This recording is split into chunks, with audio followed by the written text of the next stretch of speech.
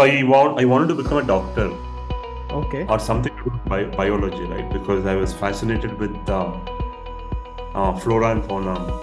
Maybe controversially will say MQ is also noise because unless in Tinder as well, you're doing a cold outreach. Okay. Yeah, you have a photo and then you have a name. Yeah, that's it. This is Ashwin Krishna, SaaS marketer by choice and an entrepreneur at heart. He has scaled SaaS revenues from 1 to 100 million and beyond in HighRadius and Capillary Technologies.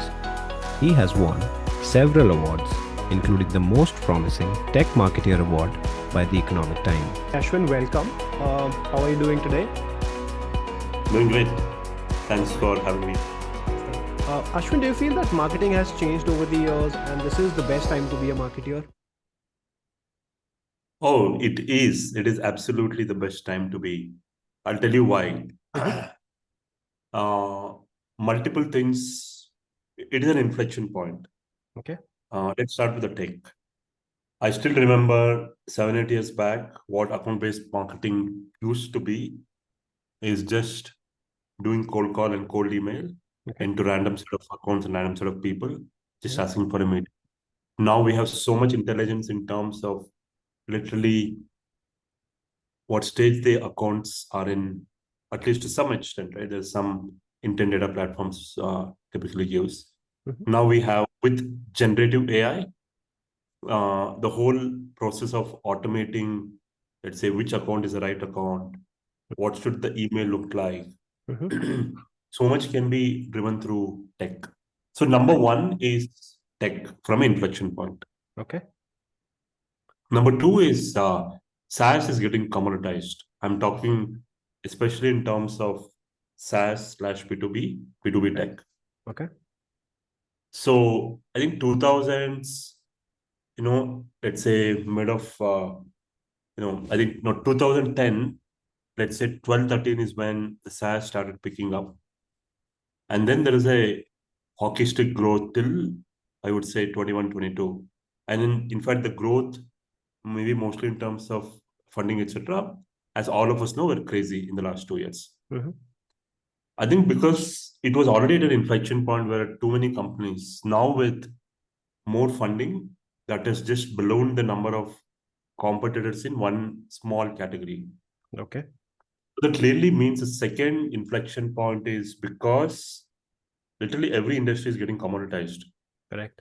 It is very, very hard to do marketing now, getting increasingly difficult. You pick one channel, you pick search, cost is over the roof, competition is high. You try and do email, prospects say that I get 5, 10 emails every day. Mhm. How do I pick and choose? So Exactly. that's the second inflection point, right? Third inflection point is really the cost pressure, especially this year and the next year is going to be all about efficiency. So I think the marketers are literally, while it is exciting as well, Mhm. because when things really get hard, you got to find a way out, right? This is when you think differently. Mhm. This is when you think of very differentiated messaging, very differentiated set of ideas or campaigns, which is truly anchored around, let's say, the problem statements of the buyers. Correct. So again, to your point, of course, I feel the channels have also changed. The other day, I was talking to a friend of mine, and we were discussing that how post-COVID we have started receiving a lot of emails, and the consumer preferences is also changing. Today only itself, I was reading a post on Reddit, which reads like, "I will stop buying from the new age startups because." Yeah. For example, if you go to a farm easy, the first thing that you do is buy the medicine, and then uh, in return they will reach out to you for upselling their tests. They will reach out to you for upselling their other medicines as well. And similarly, the new age consumer probably is looking at different channels wherein you can reach out to them. So from that perspective, I wanted to understand from you what has changed post COVID as well when it comes to marketing.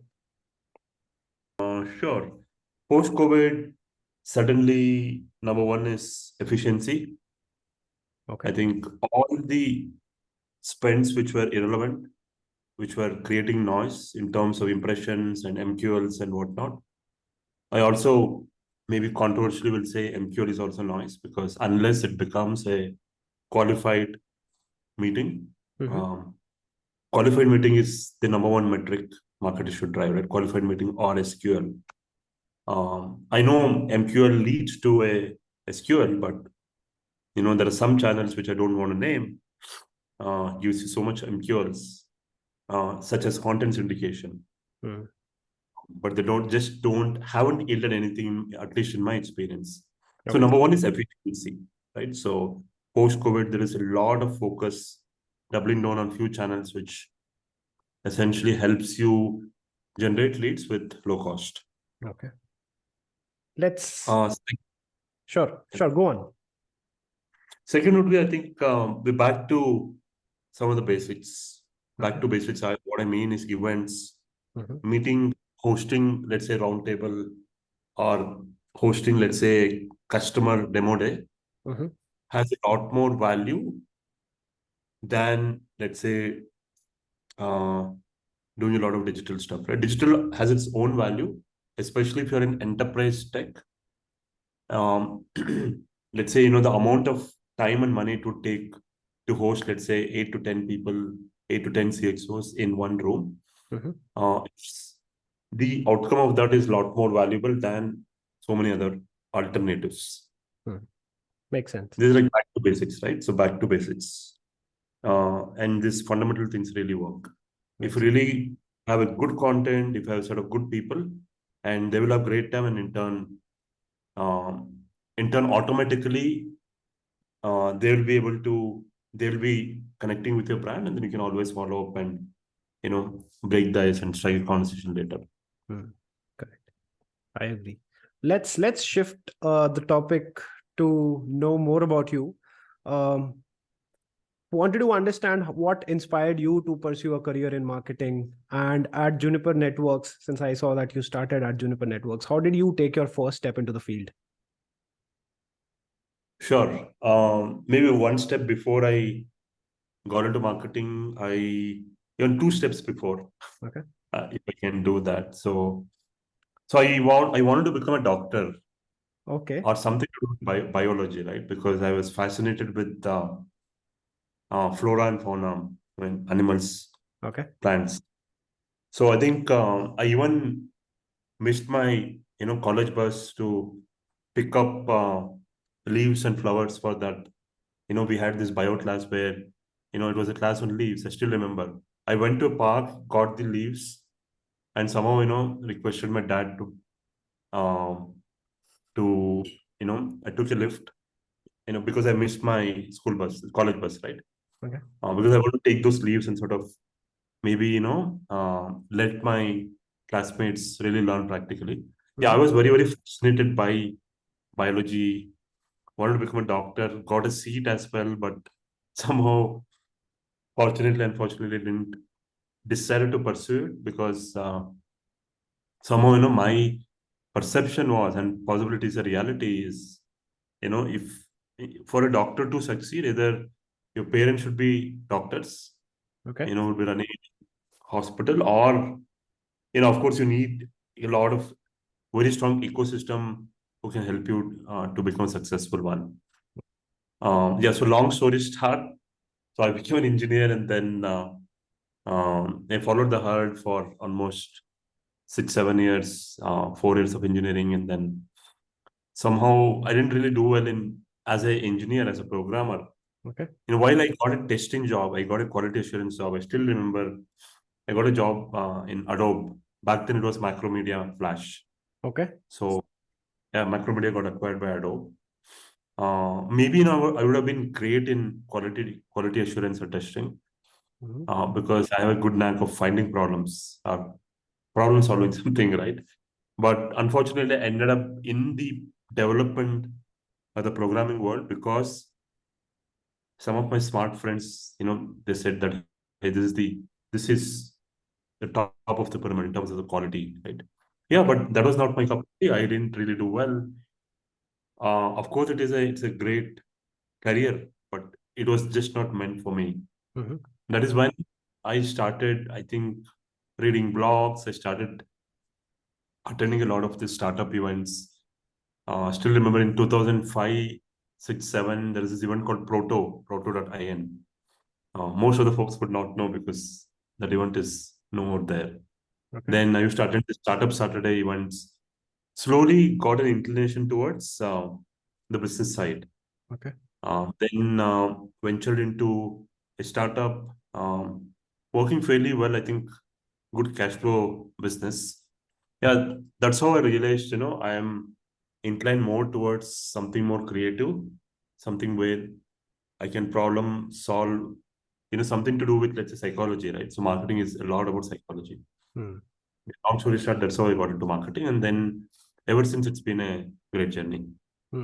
Good to know that the basics holds true, that in order to know about something, know your inner self as well, you have to read. And that's what you did. You started reading blogs, and then you identified that creativity is your go-to thing, and then you can build your career around creativity. That's lovely to know. Let's talk about progression in marketing now. So we've seen that search marketeers continue to be search marketeers for years. Content marketeers continue to be content marketeers for years. Product marketeers continue to be product marketeers for years. Now, how does someone break the shackles and get to that top spot? Or if not get to that top spot, at least drive on that road that takes you to that top spot. Yeah, absolutely. You're right. You're right. I think, especially there are some functions such as content. Um, Again, my read is there are a lot of women, especially in India, they're in the content marketing field. Correct. Right. Again, I'm not trying to be biased, but that's just data, right? Correct. That's just it. And then there are a bunch of folks in search, and they typically get stuck there. You're right. So almost it becomes like a midlife crisis, right? So they will be there for 7, 8 years. All they do is switch a different company. Again, do the same thing, actually. Yeah. So one way to kind of break this is just a simple breakdown of marketing as a function, right? So marketing as a function can be broken into 2 simple pillars. So one is a creation, which is content, copywriting, visual, all of that, more the creative side. And second is distribution. Okay. Right? You got search, email, LinkedIn, all of that can be bucketed under distribution. Okay. So one way, let's say, a search marketer can graduate is pick up the, so search is distribution. Okay. So let them pick up the creation equivalent, Okay. which is they understanding how to write ad copy, how to write the landing page. Okay. Right? So they start becoming a holistic marketer, not just core search only, which is great. It's a great skill to have, very, very important for the industry. So adjacent to that would be something, the creation equivalent of search is the search ads, landing page. Okay. If they're able to, one, collaboratively work with the content person and understand how do they write a copy, how do they write a long form copy, what are the sections that should be in a landing page, search landing page. So slowly, if they're able to pick up that, so then their skills will be, it will become the intersection of both creation and distribution. Okay. Right. Then they can literally go to a new company and say, hey, I know search, I know content a bit as well. I can do general marketing, right? Where I can lead a team. Okay. But search is the hardest when it comes to technical skills. Correct. Right. LinkedIn is far easier, like far easier if you know search. So somebody can easily convince a smaller company, that's a founder, saying that, hey, I know content, I've written high converting, landing pages and copy. Now I've done search. So give me an opportunity to sort of lead at least a small company end-to-end marketing, actually. Makes sense. On the same lines, let's say somebody's in content, let's say they're doing email copies only, which is short form. I would say it is short form copywriting. They should also pick up the distribution side of it, not just do content and leave, but work with the email ops, email campaign, SPOC, Okay. and understand how does the entire life cycle of email works. Okay. So they may hold some email marketer, Okay. right? Not just content, but they know exactly if I get 100 contacts, how many leads I can generate. Correct. I think the key here is to cross skill yourself in every facet of marketing. That's I think that's the way to go about it.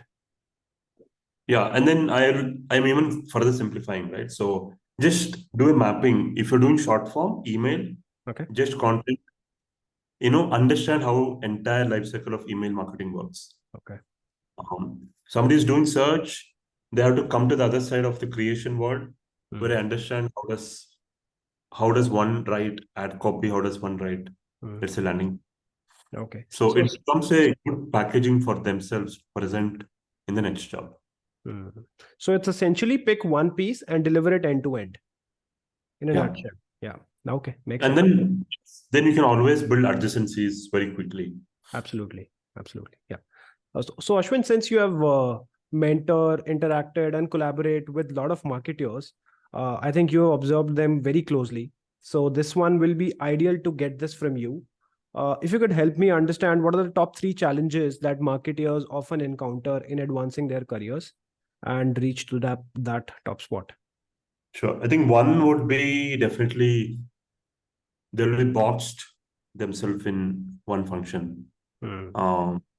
So I think we just spoke about how do they get out of that. Correct. Yeah, so we spoke about that. Yeah, that is one challenge. Yeah, I think one, even before that, I think it's clarity, right? A lot of don't even care, what they want, where they want to be, few years down the line, 18 months, 6 months, 12 months, 18 months. I think they possibly don't take the time to evaluate themselves and see, where do they want to land. If they have that ambition, I think it all starts with that ambition. I spoke to so many of them. The moment they start talking, what do they want to do, they themselves will have an answer.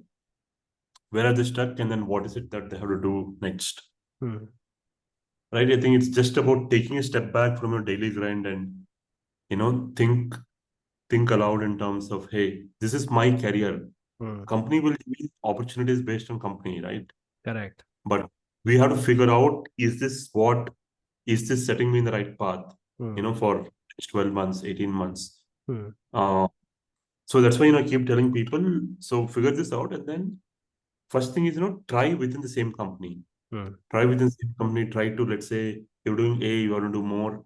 Of course, you have to deliver A, and then also slowly pick up B, build the trust. So that you start building the portfolio, right, in terms of creation and distribution. Yeah, if the company is not giving you enough opportunity, then it's fine. You can move out, actually. Move out and then try something.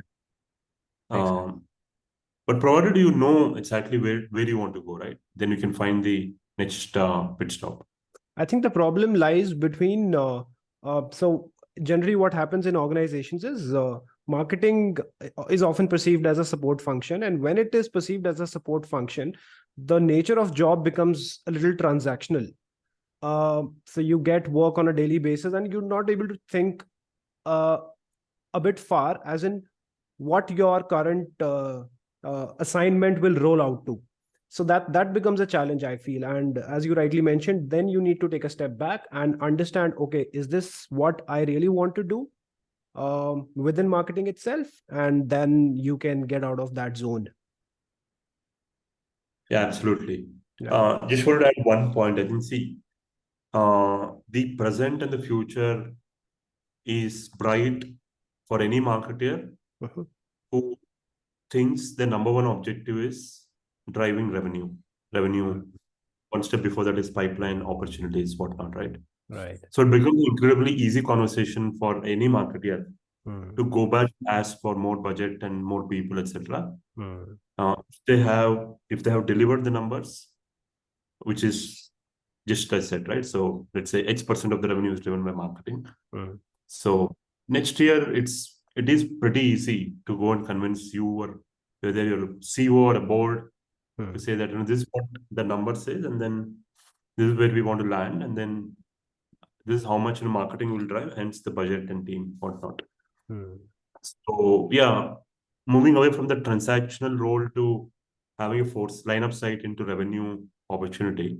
Hmm. And that's when marketing should also be proud of the fact that, they're, let's say, driving that numbers which really runs the company, right? Which is revenue. Makes sense. Makes sense. One interesting thing that comes to my mind is I avidly follow your content, whatever you write on LinkedIn and other channels as well. And you once said that cold outreach is equivalent to Tinder dating. So that's an interesting analogy that you've made. Can you tell me more about it? Yeah, sure. It's a very good analogy. Mm-hmm. So in Tinder as well, you're doing a cold outreach. Okay. Yeah, you have a photo and then you have a name. Yeah, that's Mm-hmm. it, right? Mm-hmm. Same thing here. So you literally have no context, nothing, Mm-hmm. and trying to break the ties, trying to bridge, trying to build a relationship. Mm-hmm. So hence, I will try and draw parallels. So in Tinder, let's say somebody accepts the invite, Okay. you'll possibly jump into the fact that, hey, let's meet on a date, Okay. right? Somebody will, I'm pretty sure, somebody on the other side will block you, Of right? course. So on the same lines, in the cold outreach, don't ask for a meeting first time. Mm-hmm. So build the trust through more on a business side, right? So build the trust, talk about what you've done, let's say, for that industry, for specific competitors. Show that you are keen to learn, show that you are passionate, you're curious to know more about the company. Let's say, ask for a few things and tell them that, hey, give me these data points, I will come back to you with something, right? Let's say a point of view on what you can do. Uh, let's say a company is in uh, focusing on improving sales rep productivity, then they can ask how many reps, what's the revenue, right? So then you can always calculate what is the per a year per rep, what's the revenue per, let's say, rep. Okay. Then you can always come back and with a data point saying that, hey, for this industry, typically this should be the number. So create that.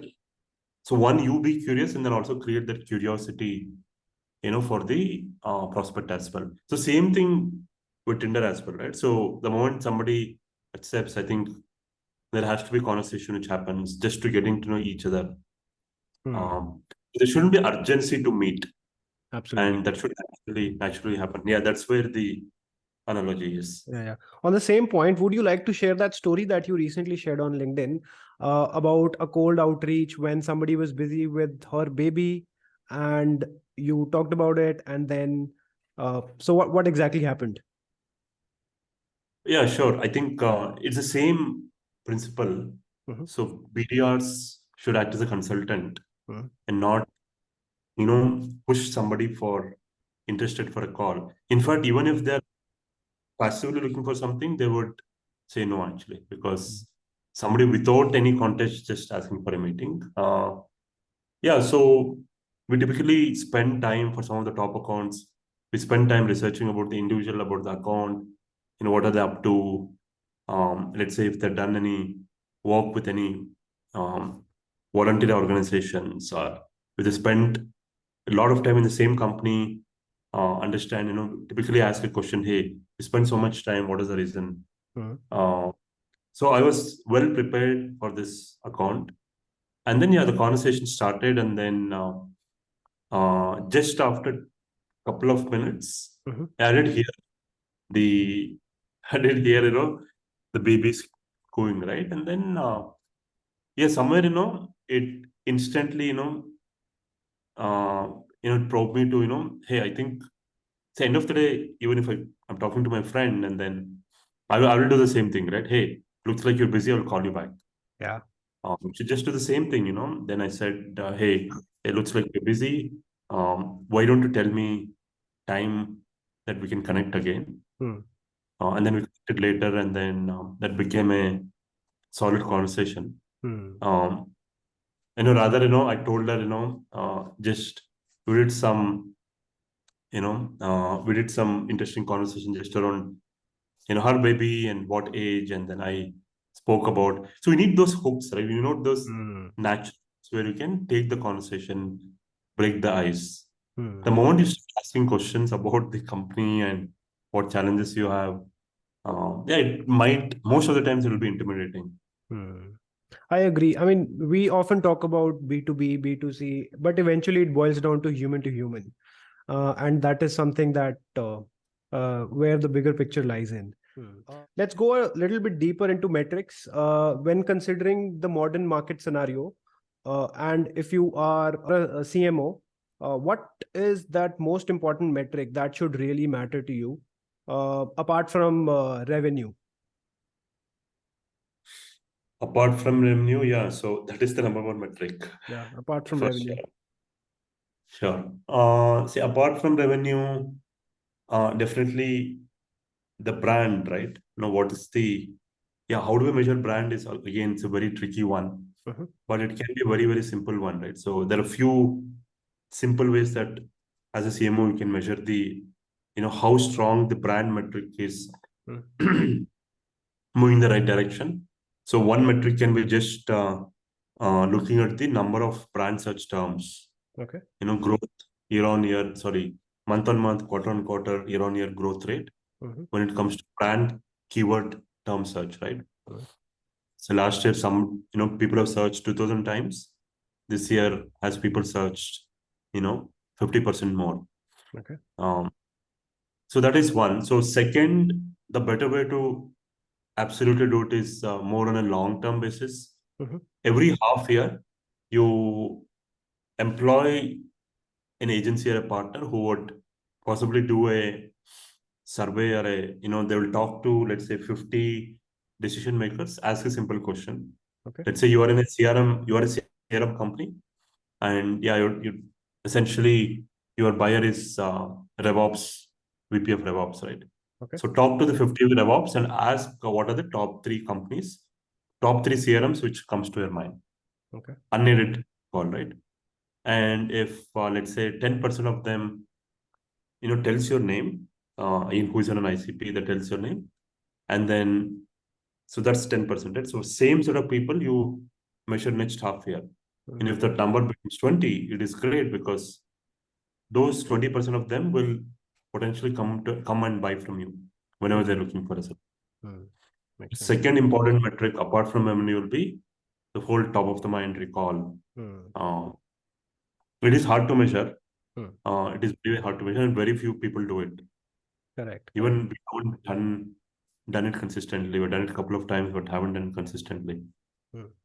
Okay, this drives me to my next question, and with which a lot of people might not agree, but in my career, I have observed this thing as well. That generally the VP marketing or the CMOs have a very short stint in the organizations. The reason could be many, but when it's the general scenario of the industry, it becomes difficult to prioritize branding over revenue. In that case, how does leaders prioritize these metrics? Can these go? Can the both branding and revenue generation go hand in hand, or how do you tackle such situation? And why do you feel that there is a general tendency of having a short stint in an organization when it comes to VP marketing or CMOs? Got it. Yeah, that's definitely an interesting insight, right? Which is very true. I think the average stint is possibly 18 months around, right? What I understand. Yeah, there might be multiple reasons for that. Maybe marketers might get bored. Okay. Yeah, maybe I'll just talk about a few reasons which might not be structured. Okay. Second is a bit controversial, but whenever you are doing a realignment of the org, right, budgets and whatnot. Okay. So one of the first functions which will take a hit is marketing. Okay. I agree. Right. So let's budget cut or reorg and hey, something is not working. So it's very easy to pinpoint marketing or sales because its metric is very, very clear, right? Revenue for sales, even if you've done a kick-ass job in terms of input metrics, doing the right pitching, identify the right people. Mhm. Let's say if you haven't closed the deals, let's say below 50% target. So a lot of the times, sales folks will be asked to leave, right? After a certain period. I think the same case is happening with marketing as well. Mm. One of the reasons. I'm not saying that is the only reason. Mm. That's one of the reasons actually. Mm. Third reason might be, I think, challenge with again marketing would be the misalignment with the priorities, right? So what the CMO, the VP marketing wants to do, Mm. and then what, let's say, the CEO or the board wants to do, right? Mm. So a lot of the times people get carried away by doing ABCD, and then the marketing data will almost become a scapegoat, right? Mm. What it means is that they start with a certain hypothesis beginning of the year, and then end of the year, the hypothesis will be completely different. Mm. So then your expectation setting itself was wrong. Mm. And then, yeah, that leads to a lot of heartburn. And then, and especially in smaller companies, it's very hard for a founder to understand marketing. Mm. Makes So I think sense. some of this possibly might be reasons. I don't know what is the percentage attribution I can give, but this is some of the reasons. Okay. So before ending this one, would you like to share a must-follow industry thought leader or an influencer on social media? I mean, you are the one that I follow. Who's the one that you follow? Probably our audience would get a lot of insights from that as well. Sure. I do follow Jason Lemkin. Okay. So the founder of Saster, right? Okay. While he has built a company, now, he's sold it to Adobe, I believe, if I'm not wrong. Then he started Saster. But even after so many stints, he still shares insights which are very practical and actionable. Mm-hmm.